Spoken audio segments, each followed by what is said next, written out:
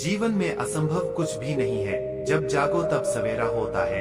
अगर आपको यह लगता है कि मेरे जीवन में बहुत से बुरे काम किए हुए हैं और अब इन गलत कामों को सुधारने के लिए कोई भी विकल्प नहीं है, तो आपको गौतम बुद्ध के जीवन की यह कहानी एक बार अवश्य सुननी चाहिए। तो चलिए कहानी को शुरू करते हैं।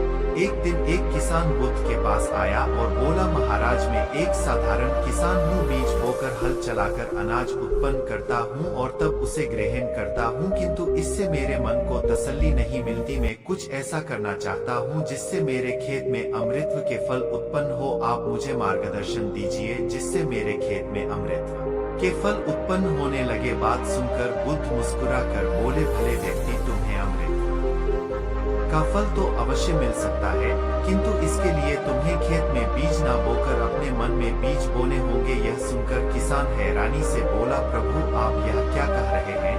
भला मन के बीज बोकर भी फल प्राप्त हो सकते हैं? बुद्ध बोले, बिल्कुल हो सकते हैं, और इन बीजों से तुम्हें जो फल प्राप्त होंगे वे वाकई साधारण ना होकर अद्भुत होंगे, जो तुम्हारे जीवन को भी सफल बनाएंगे और तुम्हें नेकी की राह दिखाएंगे। किसान ने कहा, प्रभु तब तो मुझे अवश्य बताइए कि मैं मन में बीज कैसे बो? बुद्ध बोले, तुम मन में विश्वास के बीज बो, विवेक का हल चलाओ, ज्ञान के जल से उसे सींचो और उसमें नम्रता का उर्वरक डालो। इससे तुम्हें अमृत का फल प्राप्त होगा। उसे खाकर तुम्हारे सारे दुख दूर हो जाएंगे और तुम्हें असीम शांति का अनुभव होगा। बुद्ध से अमृत के फल की प्राप्ति की बात सुनकर किसान की आंखें खुल गई। वह समझ गया कि अमृत का फल सद्विचारों के द्वारा ही प्राप्त किया जा सकता है। गौतम बुद्ध किसी उपवन में विश्राम कर रहे थे, तभी बच्चों का एक झुंड आया और पेड़ पर पत्थर मारकर आम गिराने लगा। एक पत्थर बुद्ध के सर पर लगा और उससे खून बहने लगा। बुद्ध की आंखों में आंसू आ गए। बच्चों ने देखा तो भयभीत हो गए। उन्हें लगा कि अब बुद्ध उन्हें भला बुरा कहेंगे। बच्चों ने उनके चरण पकड़ लिए और उनसे क्षमा याचना करने लगे। उनमें से एक बच्चे ने कहा, हमसे बड़ी भूल हो गई है, मेरी वजह से आपको पत्थर लगा और आपके आंसू आ गए। इस पर बुद्ध ने कहा, बच्चों मैं इसलिए दुखी हूँ कि तुमने आम के पेड़ पर पत्थर मारा तो पेड़ ने बदले में तुम्हें मीठे फल दिए, लेकिन मुझे मारने पर मैं तुम्हें सिर्फ भय दे सका। एक बार भगवान बुद्ध अपने अनुयायियों के साथ किसी गांव में उपदेश देने जा रहे थे। उस गांव से पूर्व ही मार्ग में उन लोगों को जगह बहुत सारे गड्ढे खुदे हुए मिले। बुद्ध के एक शिष्य ने उन गड्ढों को तो उसे पानी अवश्य मिल जाता, पर वह थोड़ी देर गड्ढा खोदता और पानी न मिलने पर दूसरा गड्ढा खोदना शुरू कर देता। व्यक्ति को परिश्रम करने के साथ धैर्य भी रखना चाहिए। एक बार भगवान बुद्ध भिक्षा के लिए एक किसान के यहाँ पहुँचे। तथागत को भिक्षा के लिए आया देखकर किसान उपेक्षा से बोला, श्रमण में हल जोतता हूँ और तब खाता हूँ, तुम्हें भी हल जोतना और बीज बोना चाहिए। और श्रमण में हल जोतता हूँ और तब खाता हूँ, तुम्हें भी हल जोतना और बीज बोना चाहिए और तब खाना खाना चाहिए। बुद्ध ने कहा, महाराज मैं भी खेती ही करता हूँ। इस पर किसान को जिज्ञासा हुई। बोले, गौतम मैं ना तुम्हारा हल देखता हूँ, ना बैल और ना खेती के स्थल, तब आप कैसे कहते हैं कि आप भी खेती ही करते हैं? आप कृपया अपनी खेती के संबंध में समझाइए। बुद्ध ने कहा, महाराज मेरे पास श्रद्धा का बीज, तपस्या रूपी वर्षा, प्रजा रूपी ज्योत और हल है, पाप भरता का दंड है, विचार रूपी रस्सी है, स्मृति और जागरूकता रूपी हल्की फाल और बेनी है। मैं वचन और कर्म में संयत रखता हूँ। मैं अपनी इस खेती को बेकार घास से मुक्त रखता हूँ और आनंद की फसल काट लेने तक प्रयत्नशील रहने वाला हूँ। अपमा मेरा बैल है, जो बाधाएं देखकर भी पीछे मुंह नहीं मोड़ता है, वह मुझे सीधा शांति धाम तक ले जाता है। इस प्रकार मैं अमृत की खेती करता हूँ। एक बार बुद्ध से मलुक पुत्र ने पूछा, भगवान आपने आज तक यह नहीं बताया कि मृत्यु के उपरांत क्या होता है? उसकी बात सुनकर बुद्ध मुस्कुराए। फिर उन्होंने उससे पूछा, पहले मेरी एक बात का जवाब दो, अगर कोई व्यक्ति कहीं जा रहा हो और अचानक कहीं से आकर उसके शरीर में एक विष बुझा बाण घुस जाए तो उसे क्या करना चाहिए? पहले शरीर में घुस से बाण को हटाना ठीक रहेगा या फिर देखना कि बाण किधर से आया है और किसे लक्ष्य कर मारा गया है?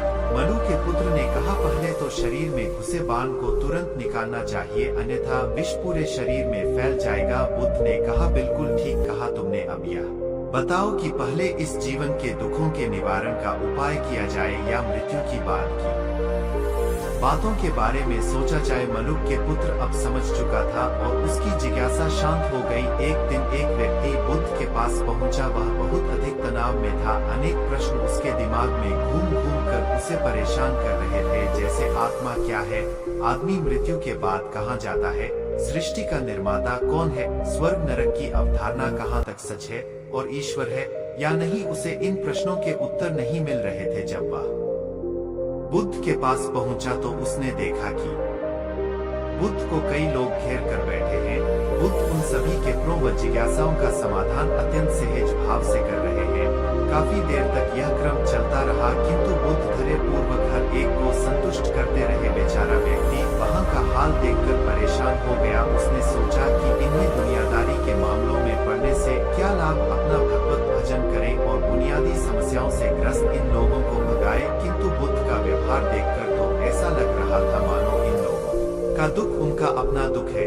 आखिर उस व्यक्ति ने पूछ ही लिया, महाराज आपको इन सांसारिक बात से क्या लेना देना। बुद्ध बोले, मैं ज्ञानी नहीं हूँ और इंसान हूँ। वैसे भी वह ज्ञान किस काम का जो इतना घमंडी और आत्म केंद्रित हो कि अपने अतिरिक्त दूसरे की चिंता ही ना कर सके। ऐसा ज्ञान तो अज्ञान से भी बुरा है।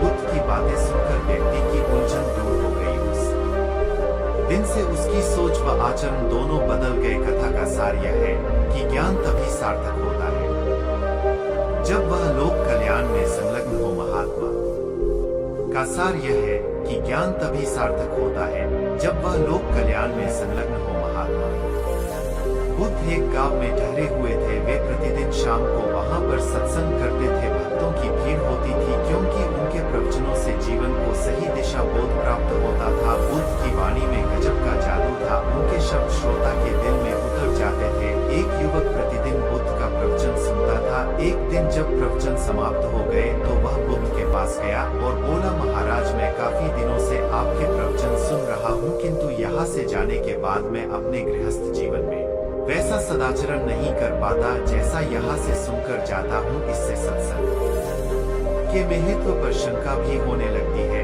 बताइए मैं क्या करूँ। बुद्ध ने युवक को बांस की एक टोकरी देते हुए उसमें पानी भरकर लाने के लिए कहा। युवक टोकरी में जल भरने में असफल रहा। बुद्ध ने यह कार्य निरंतर जारी रखने के लिए कहा। युवक प्रतिदिन टोकरी में जल भरने का प्रयास करता किंतु सफल नहीं हो पाता। कुछ दिनों बाद बुद्ध ने उससे पूछा, इतने दिनों से टोकरी में लगातार जल डालने से क्या टोकरी में कोई फर्क नजर आया। युवक बोला, एक फर्क जरूर नजर आया है। पहले टोकरी के साथ मिट्टी जमा होती थी, अब वह साफ दिखाई देती है, कोई गंदगी नहीं दिखाई देती है और इसके छेद पहले जितने बड़े नहीं रह गए वे बहुत छोटे हो गए हैं।